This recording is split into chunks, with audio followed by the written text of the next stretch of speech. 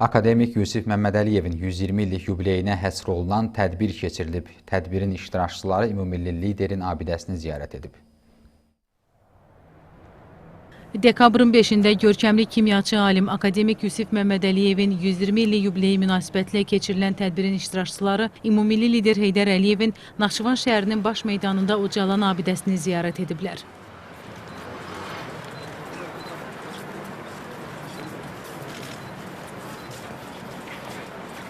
Naxçıvan Muxtar Respublikasında Azərbaycan Respublikası Prezidentinin səlahiyyətli nümayəndəsi Ceyhun Cəlilov, əməkdar incəsənət xadimi, Azərbaycan Milli Elmlər Akademiyasının müxbir üzvü, professor, Azərbaycan Respublikası Prezidentinin fərdi təqaüdçüsü Sevda Məmmədəliyeva və digər konferans iştirakçıları abidə önünə güldəstələri qoyub, Ulu Öndərin xatirəsini yad ediblər.